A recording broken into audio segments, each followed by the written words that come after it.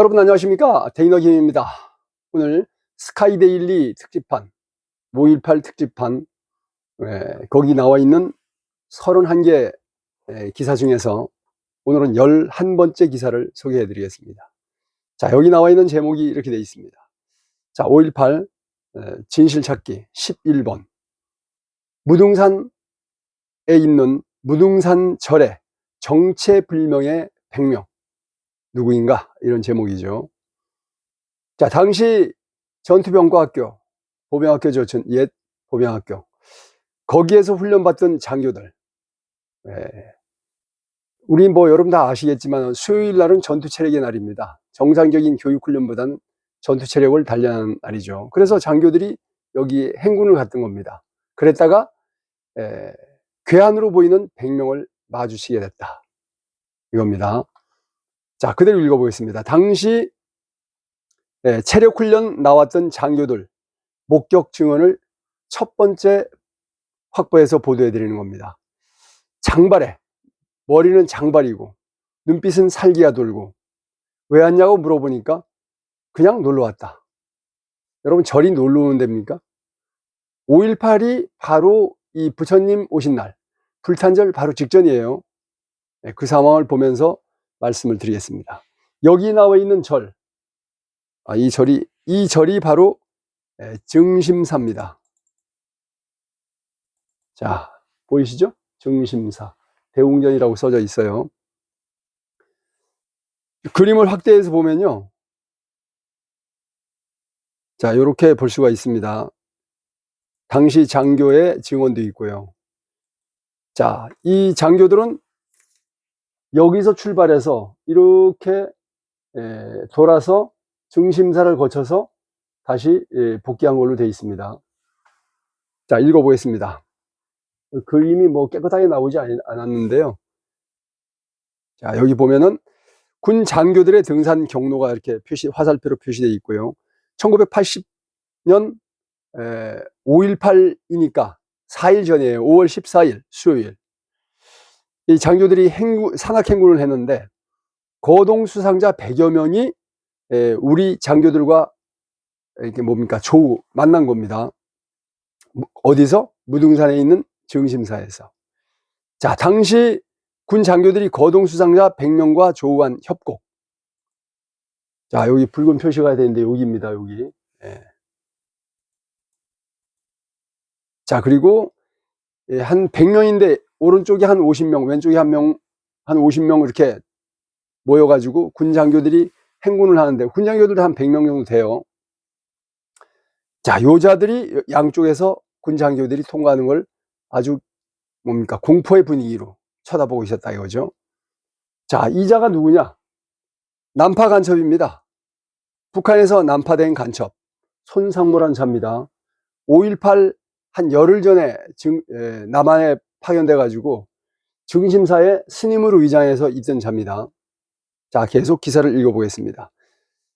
1980년 5월 18일 광주의 한 절에서 100여 명의 외지 남성들이 국군 장교에 의해서 목격된 것으로 확인됐습니다. 이에 따라 이들이 무기고 탈취와 교도소 습격의 조직적인 무장 봉기에 가담했는지 이들의 정체를 둘러싼 의문이 새롭게 증폭되고 있습니다.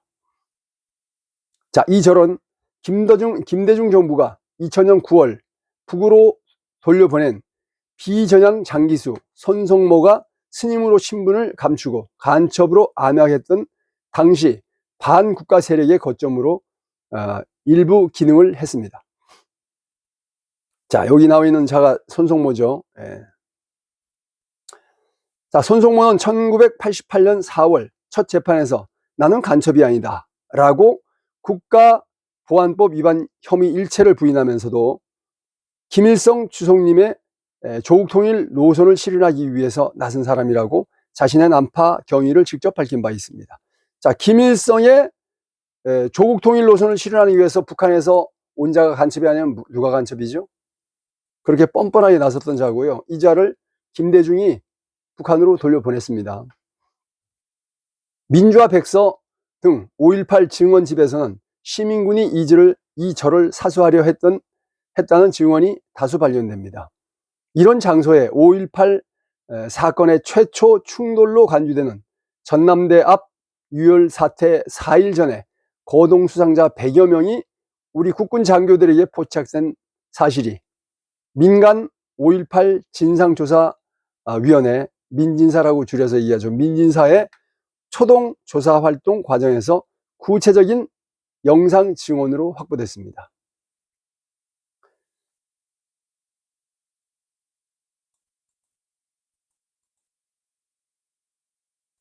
자, 민진사는 정보당국과 군당국 출신 인사에 이어 학계와 민간단체 인사가 자발적으로 합류하여 100여 명 안팎의 규모로 외연을 확대해 가고 있습니다.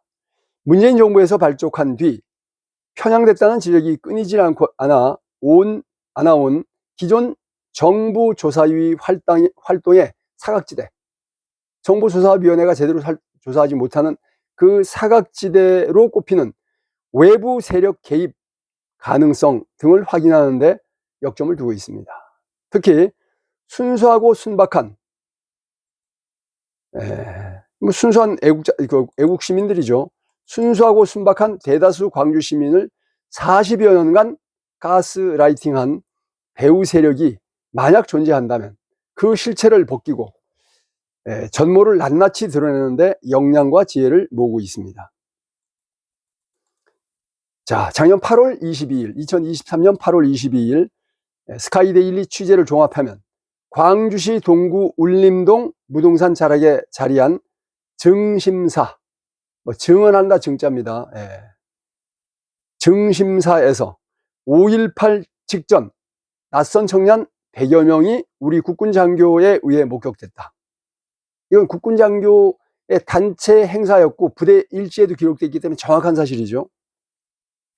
이들에 관한 목격 증언이 공개되기는 이번이 처음입니다. 광주에 있는 전투병과 교육사령부, 전교사, 전투병과 학교라고 얘기하죠. 군수지원단 소속 장병과 군무원 약 70여 명은 1980년 5월 14일 정심 식사 이후 무등산을 등반했습니다. 이 전투체력의 날이니까 수요일 날이. 의무병 1명, 사진병 2명만이 사병이었고 나머지는 소수의 군무원을 제외하는 전부 다 장교였다 이거죠. 이 시점은 5.18로부터 바로 4일 전입니다. 목격자들은 그날이 수요일이었다. 전투체력의 날이었다는 얘기죠. 자, 그날이 수요일이었다 이거죠. 대한민국 육군은 매주 수요일을 전투체육의 날로, 전투체력의 날이죠. 전투체력의 날로 정해 구보와 등산 등 체력 강화 훈련을 합니다. 그해 5월 18일은 일요일이고 5월 14일은 수요일이었습니다. 자, 그들이 100명을 마주쳤는데 극도의 경계심으로 눈에는 살기가 등등했던 그 낯선 청년 100여 명. 그들에 대한 이야기입니다. 자, 군수지원단 장병과 군무원들은 2대의 버스에 올라 부대를 출발했습니다. 군인들은 전투복을 착용했고 군무원들은 자유복장으로 참가했습니다. 증언은 대단히 구체적입니다. 버스는 지산동에서 담양군 남면 방향의 무등산을 넘어가는 산길 도로를 지났습니다. 이곳은 현재 무등산 옛길로 불립니다. 이어 김덕령 의병장 아시죠? 김덕령 묘지 충장사에 도착한 뒤 군인들은 버스에서 내렸습니다. 국군 일행은 충장사에서 단체 사진을 찍고 무등산 산악행군에 올랐습니다. 충장사 김덕령 의병 1592년 임진왜란 때 의병장이죠. 김덕령. 충장사 김덕령 묘지 바람째 토끼봉을 거쳐 오후 3시쯤 중머리째 정상에 오른 뒤 무등산 정상에 있는 육군 미사일 부대가 보이도록 단체 사진 한 컷을 찍은 것으로 장병들은 기억하고 있습니다.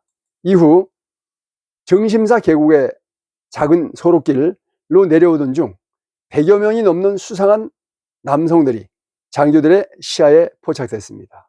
머리는 긴 장발이었고 눈빛은 살기가 돌았다고 목격자들은 증언했습니다.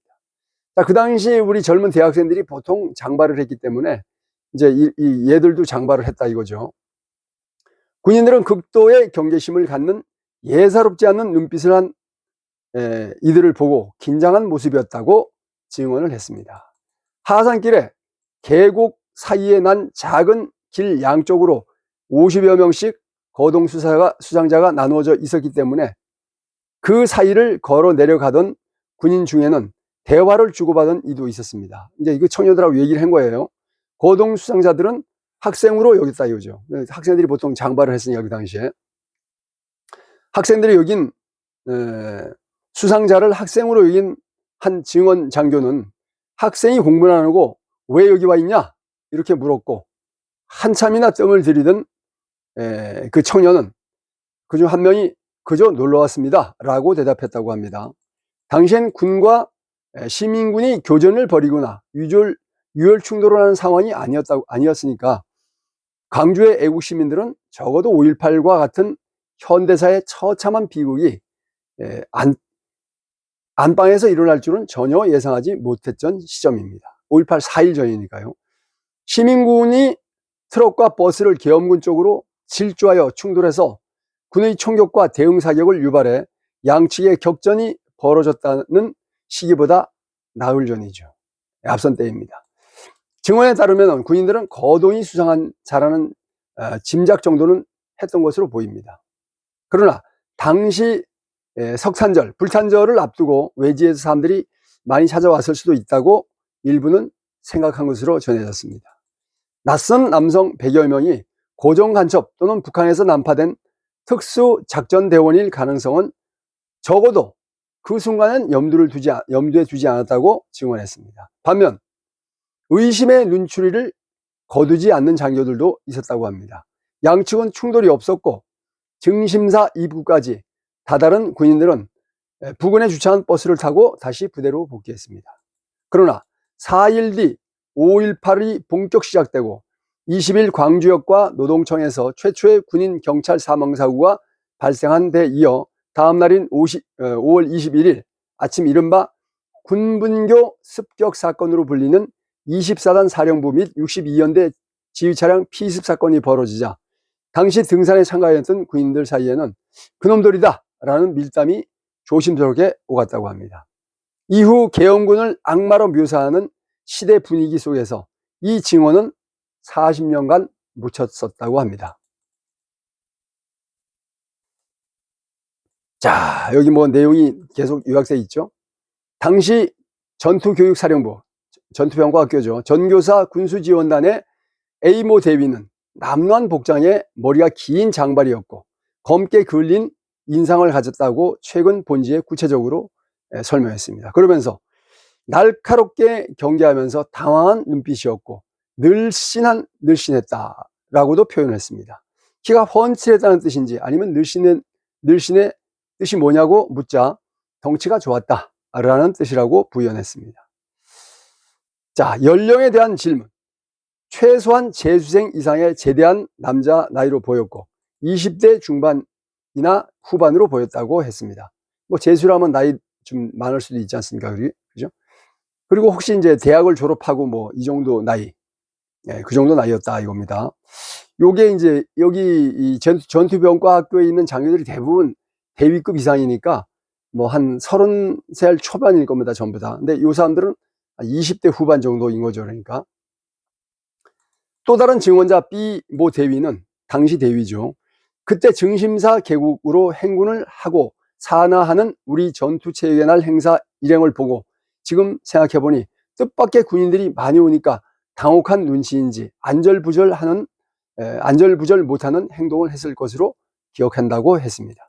그런가 하면 전라도 학생이라고 생각했으나 말투가 전혀 달라서 수상한 사람들이라는 의심이 들었지만 마침 그때가 초파일 직전이기 때문에 불교 신자들이 각 지역에서 모여서 온 것으로 생각했고 밥은 절에서 제공하니까 그런 줄 알고 있었다고 말했습니다.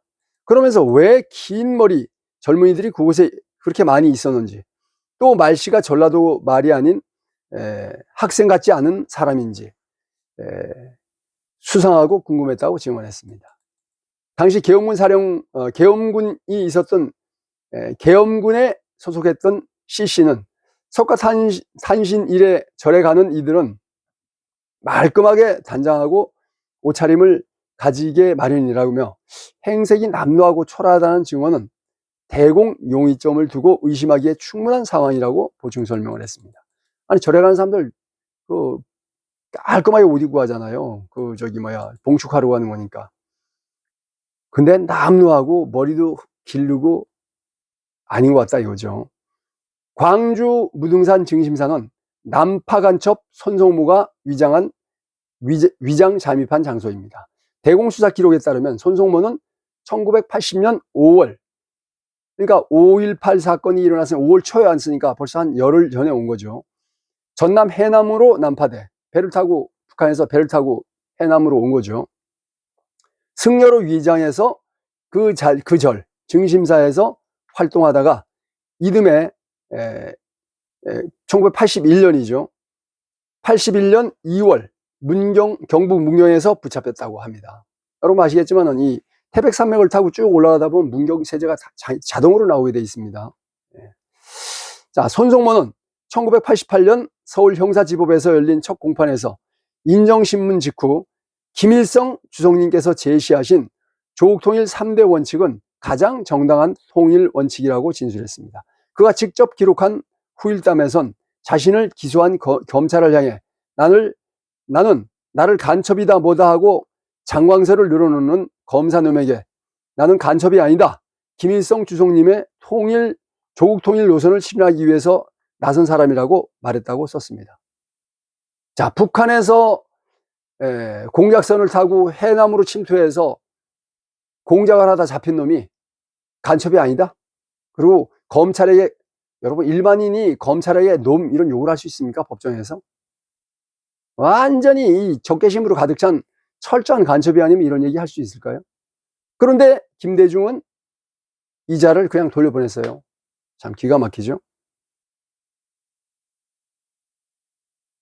자, 김일성의 통일 원칙 실현을 직접 법정에서 자술했고 5.18을 앞두고 난파된 데다가 김대중 정부에 의해서 다시 북한으로 돌아갔지만 대법원은 국보법 위반 혐의를 무죄 취지로 파기환송했습니다. 대법원이 기가 막히죠. 대법원은 1988년 10월 국보법 3조 1, 2항의 국가기밀 형법 98조의 국가기밀보다도 고도의 국가기밀을 뜻하는 것으로 해석해야 한다면서 손성모에 대해서 적용한 국보법 혐의에 따라 유죄로 인정한 서울고등법원의 원심을 깨고 그냥 무죄다 이렇게 파기환송했다 이거예요. 당시 대법관이 누구냐? 윤관, 김상원, 김용준이었습니다. 기가 막히죠. 참 대법원이 국민 누가 봐도 간첩인 사람을 이렇게 풀어줄 수 있네요. 참 기가 막힙니다. 대공 혐의점 얽히고 설킨 증심사, 아까 그 절이죠. 증심사와 손성모는 시민군의 사령부에 있다는 의심을 받고 있습니다. 간첩 공모죄에 대하여 유죄가 확정된 손성모는 사회안전법상 보호 감호 조치를 받아 비전향 장기수로 신분이 전환됐으며 김대중 정부 특사로 1999년 12월 형 집행이 정지될 때까지 18년간 복역했고 당시 김대중 정부에 의해서 북으로 돌아갔습니다. 참 기가 막히네요. 검찰 공소장에 따르면 당시 대공 수사당국은 손성모가 5.18에 개입한 것으로 혐의를 뒀고 특히 5.18 당시 침투했다는 주장이 제기된 북한 특수공작부대원들의 길 안내자로서의 역할을 하기 위해서 5.18보다 일찍 난파된 것으로 정보 당국은 파악했습니다. 재판 기록에 드러난 손성모의 혐의 중에 그가 5.18이 일어나기 11일 전인 5월 7일부터 증심사에서 승려로 신분을 위장하다는 내용이 적시되어 있습니다. 자, 그러니까 해남으로 아주 일찌감치 침투해가지고 여기저기 모르죠. 하여간 5.18 일어나기 11일 전부터 증심사에 승려가 아니에요. 그런데 승려로 위장해서 거기 있었다 이거예요. 증심사가 대단히 의심스럽죠. 자, 실제 그가 은거했던 광주 무등산의 증심사는 복수의 대공 혐의 사건들과 실타래처럼 읽혀 있다. 일각에선 손성모에 대한 혐의만 제대로 규명해도 5.18 북한군 개입이 확실하게 증명된다는 주장도 있습니다. 자, 여기 보면 자료가 이렇게 있습니다. 한번 보겠습니다. 자, 광주의 분노. 이게 북한 책입니다.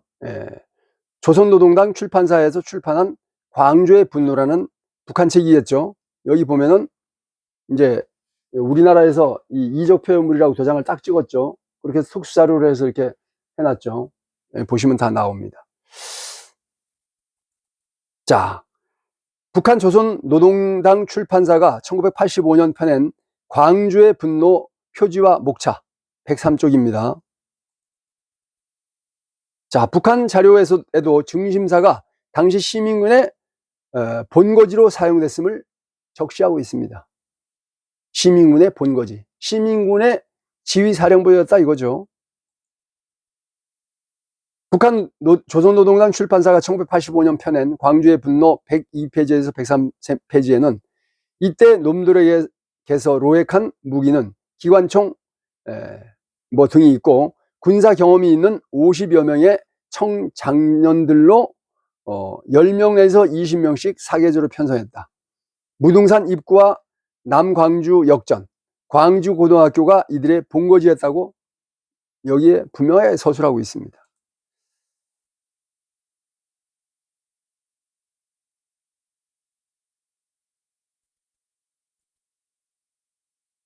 자, 그리고 1988년 강원주, 좀 작게 했으면 좋겠는데, 1988년 강원주 김기식 천순남 씨도 무장한 시민군이 5월 21일 오후 전남도청을 점령한 뒤 가장 빨리 배치된 곳이 바로 증심사라고 증언을 했습니다. 당시 시민군이 도청 점령 이상으로 간첩 송성모가 있었던 증심사를 사수하려고 했고 2중 3중으로 경호했다고 천씨 등은 기술했습니다. 5.18 유공자 중에 조영훈 씨는 증심사 종무실장으로 일한 것으로 파악됐습니다. 조 씨는 광주 추모 승화 공간 지하 돌판 113열 2행에 이름이 새겨져 있다 이겁니다. 자, 그러니까 증심사는 5.18의 중심 사령부였다 이렇게 볼 수 있는 거죠. 자, 황석영은 죽음을 넘어 시대의 어둠을 넘어 1985년 판에서 21일 보급된 무기들로 무장한 시민군들은 각자 지역 단위의 방위 태세로 들어갔는데 지원동 하군동 부근에서 예비군 문장우 27세를 중심으로 하군동 증심사 입구에 배고픈 다리 부근 각 건물에 배치되어 경계를 서고 있었다며 이들은 인근 야산을 수색하면서 밤중에 계엄군들이 접근해 오면 저지 사격을 하였다고 썼습니다. 이 때문에 증심사는 광주 사태 당시 단순히 손성모의 체류지 이상의 의미를 가진다는 시각이 있습니다. 일종의 사령부와 같은 역할을 했을 가능성이 있어서 이에 대한 진상규명이 필요하다는 시각입니다. 시민군이 저를 사수하려 한 행위는 통상의 상식으로서는 쉽게 납득할 수 없습니다. 아니, 절이 이런 게릴라 본부로 사용되는 거 우리 상상할 수 없지 않습니까?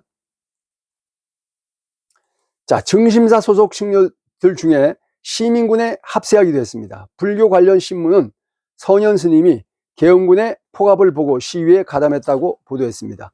진각 스님도 헬리콥터 기총 사격으로 쓰러진 여학생을 적십자 병원에 후송한 것이 계기가 되어서 적십자 대원으로 합류했다고 전했습니다.